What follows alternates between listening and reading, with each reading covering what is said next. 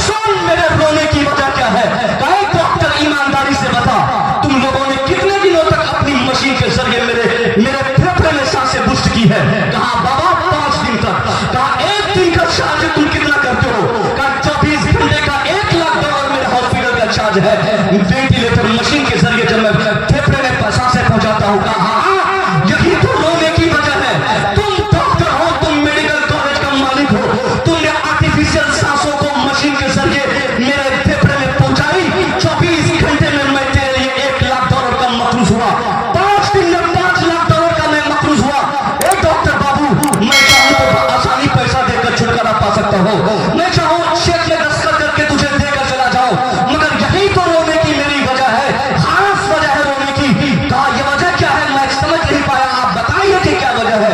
क्या वजह यह है कि एक डॉक्टर के लिए जब एक पेशेंट 24 घंटे में $1,00,000 का मखरूज होता है, आज तो मैं 93 साल का हो चुका हूँ, उस अल्लाह का कितना एहसान मेरे ऊपर है जिसने मौत के शिकम से सांसें पहुंचाई। 93 साल मेरी उम्र हो चुकी, मगर उस रब ने मुझसे कोई मुतालबा नहीं फरमाया। अगर मैं तुझे पैसा दे दूं, इसी पैसे के तनाजुर में मैं अपने रब का कितना मखरूज हो गया। मैं उस खौफ से रो रहा हूं, कल मैदान महशर में हमारा रब अगर हमसे पूछे कि बंदे तू सोता रहा मैं सांसें पहुंचाता रहा, तू बैठा रहा मैं सांसें पहुंचाता रहा, तू जागता रहा मैं सांसें पहुंचाता रहा, तू सफर करता रहा सांसें पहुंचाता रहा, तू तैरता रहा मैं सांसें पहुंचाता रहा। बंदे बता, जब एक डॉक्टर को तूने 24 घंटे में $1,00,000 दे दिया, तो 93 साल की मेरी सांसों का हिसाब तू मुझे दे दे। नारे तकबीर, नारे रसालत, शहीद आज़म कॉन्फ्रेंस हज़रत अल्लामा मुफ्ती मुसफ़िर रज़ा साहब क़िबला, नारे तकबीर, नारे रसालत। हमारा रब हमसे सांसों का हिसाब मांगेगा। आज हम अल्लाह की दी हुई ताकतों की नाकदरी करते हैं। सब कुछ होने के बाद, बिल्कुल इम्पावर्ड होने के बाद भी ये एहसास काफिराना एहसास हमारे दिल में कि अल्लाह ने मुझे कुछ नहीं दिया। नहीं साहब, कि बहुत बड़ी दौलत, माल पैसे की दौलत नहीं है। अगर अल्लाह ने हमें जिंदा छोड़ रखा है, जिंदा है, सांसें लेते हैं, देते हैं, वापस करते हैं, तो अल्लाह का बड़ा एहसान है।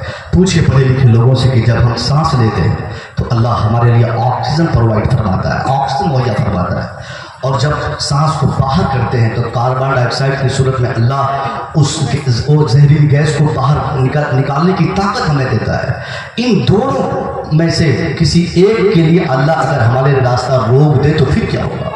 सांसें लें, वापस करने की ताकत खत्म हो जाए तो मौत यकीनी है। वापस करें, फिर हमारे लिए ऑक्सीजन का दरवाजा बंद हो जाए तो मौत यकीनी है।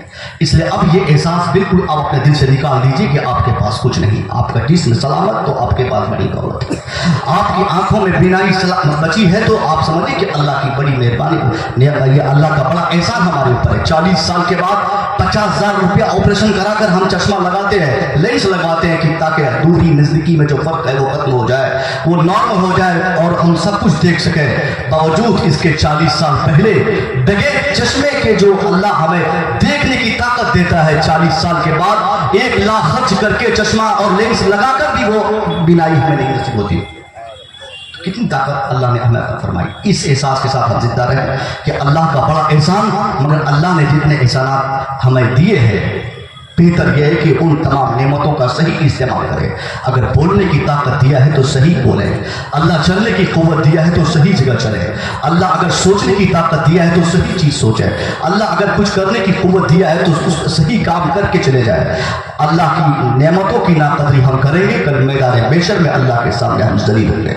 रब पूछेगा साहब, बंदा नहीं पूछेगा। बंदा, मुखिया, सरपंच, विधायक, MLA, गांव के मरल मुखिया, ये सारे लोगों के सामने तुम झूठ बोल देते हैं। बड़े बड़े कातिलों को हिंदुस्तान में देखा गया, जो मर्डरर है, जो किलर है, उनको देखा गया कि बड़े बड़े वकला को खरीद कर लोगों ने झूठ को सच और सच को झूठ में